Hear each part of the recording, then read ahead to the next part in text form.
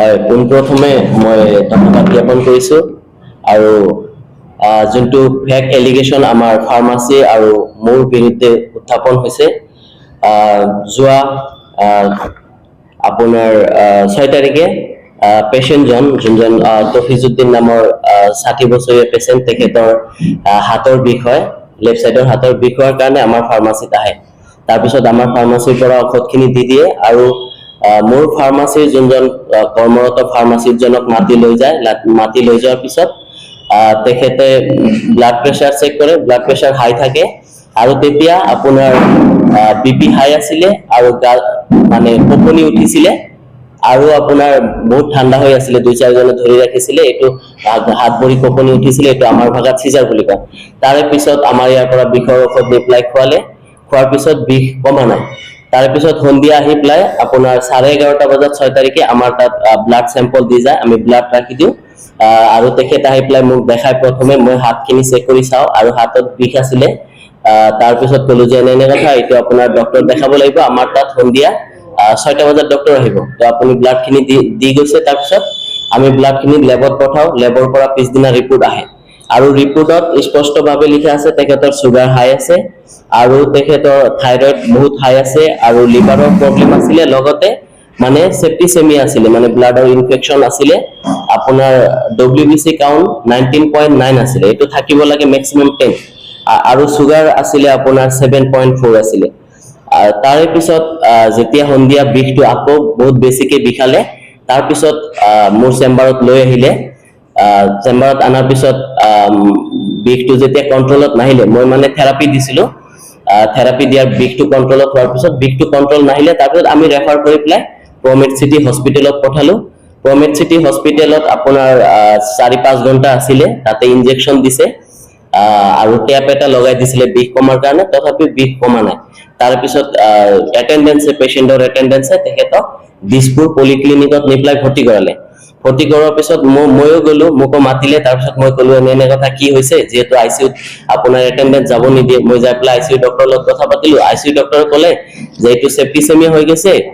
ব্লাডত infection আছে আৰু ইয়াতে পুজ সেল জমা হৈছে এটো যিমান জলদি পাৰা যায় এটো ড্ৰেইন কৰিব লাগিব মানে কাটি প্লাই পুজখিনি উলাই দিব লাগিব নহলে বডিত স্প্ৰেড হৈ যাব তাৰ পিছত মই কলো আচ্ছা ঠিক আছে যোনটো কৰিলে ভাল হয় জলদি এটো কৰাই দিয়ক প্ৰসিড কৰাই দিয়ক তাৰ পিছত সাৰ্জনে আহি প্লাই কাটি প্লাই পুজখিনি উলাই দিছে কিন্তু তেখেতৰ সুগাৰ হাই থকাৰ কাৰণে আপোনাৰ হেই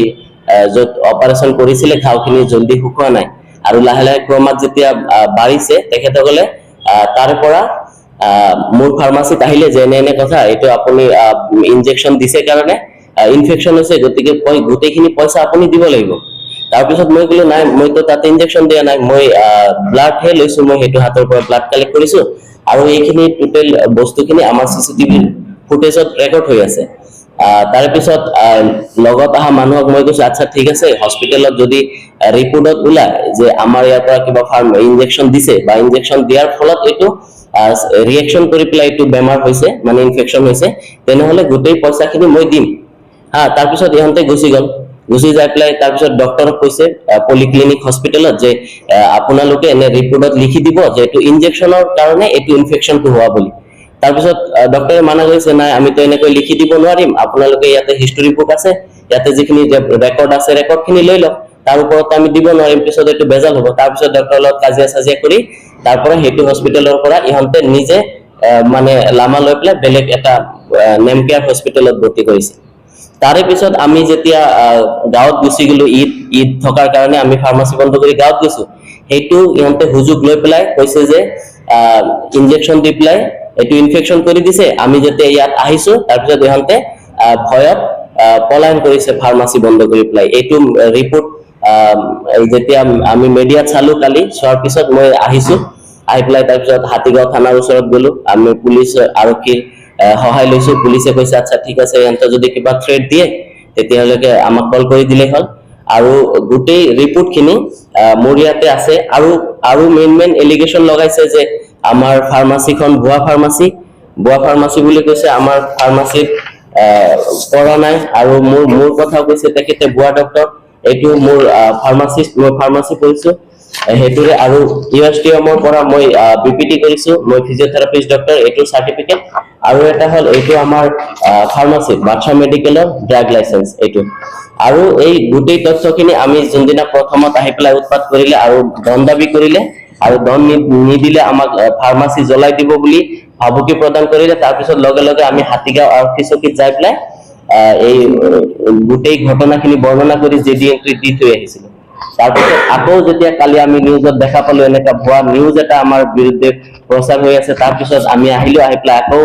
হাতীগাঁও আৰক্ষী চকীত গলো গোটেই তথ্যখিনি ভালকে দিলো দিয়াৰ পিছত হাতীগাঁও আৰক্ষী চকীৰ পৰা আমি এফআইআৰ দিছো এই কেইজন লম্পটৰ বিৰুদ্ধে আৰু সবতকে ডাঙৰ কথা হল এইটো এটা পাৰ্সোনেল প্ৰব্লেম আছিলে মহিদুল ইছলাম নামৰ যোনজন প্ৰথম আসামীৰ ওচৰত মই 5011 টকা আজি 5 বছৰ আগত পইচা পাওঁ পইচাখিনি বাৰে বাৰে খুজাৰ কাৰণে ইয়াৰ লগত মোৰ কাজিয়া লাগিছিল এদিন হা পইচাখিনি বাৰে বাৰে খুজাৰ কাৰণে কাজিয়া লাগিল সেই কাজিয়াৰ সময়তো ই মানুহ চানু লৈ আহিছিল 2-4জন মানুহ লৈ আহি পেলাই ফাৰ্মাসী ভাঙি দিব বন্ধ কৰি দিব আৰু ইয়াৰ পৰা খেদাই দিব এনেকুৱা ভাবুকি প্ৰদান কৰিছিল তো এতিয়া যোনটো তেখেতৰ আংকুলৰ লগত এই ঘটনাটো হোৱাৰ পিছত এই মহিদুল ইছলাম নামৰ এই লম্পটজনে এই পুৰণা শত্ৰুতা এইটো আমাৰ এইটো কেছৰ মাধ্যমেৰে আমাৰ পৰা প্ৰতিশোধ ল'ব বিচাৰিছে আৰু ধন দাবী কৰিছে আৰু মোৰ ওয়াইফক ৰাতি হিহঁতৰ ঘৰৰ সন্মুখেদি যায় ৰাতি 12টা বজাত ৰাস্তাত ৰখাই পেলাই পইচা নিদিলে মাৰি পেলাব বুলি ভাবুকি দিছে মোৰ ওয়াইফ এইখিনি যে কৈছে মানে মোৰ সিসিটিভি ৰেকৰ্ড হয় এইখিনি যে কৈছে মই অলৰেডি কাউন্সিল কৰিছিলো যাইকেনে এইখিনি ৰেকৰ্ড দেখাইছো আৰু তুমি অফিচাৰক কৈছো এনে ফুটেজ আছে তাৰ কাৰণে জ্বলাই দিব ৰাস্তাত পালে মই সিসিটিভি ফুটেজ আছে কি কৰিবা এনেকে কোৱা কৈছে তুমি ৰাস্তাত আহিবা তেতিয়া তোমাক যি কৰিব লাগে কৰিম এনেকে মাৰিম বুলি কৈছে মানে এই যিটো তবিজুদ্দিনৰ ৱাইফ আৰু ইয়াৰ যিটো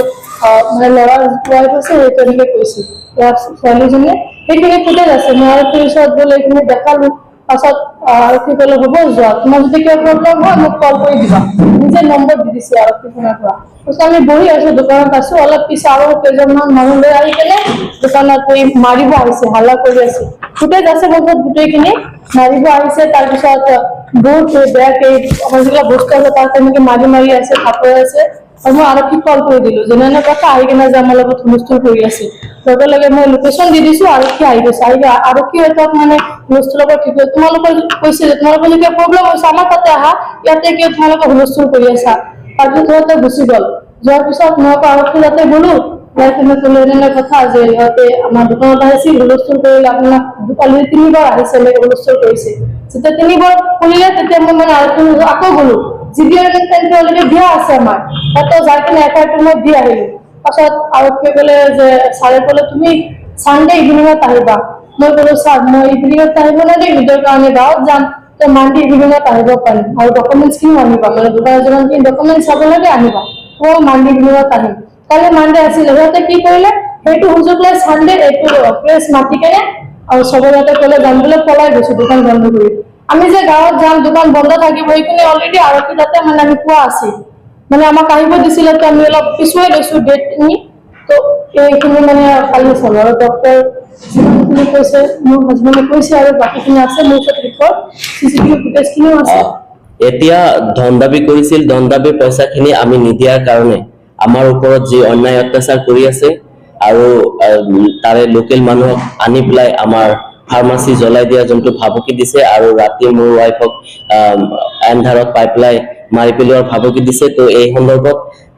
মই আপোনালোকৰ মাধ্যমেৰে চৰকাৰক অনুৰোধ জনাইছো আৰু প্ৰশাসনক অনুৰোধ জনাইছো যে অতি সোনকালে এই ঘটনাটোৰ তদন্ত কৰি পেলাই আমাক উচিত ন্যায় লাগে বুলি মই সবৰ আগত অনুৰোধ জনাইছো হা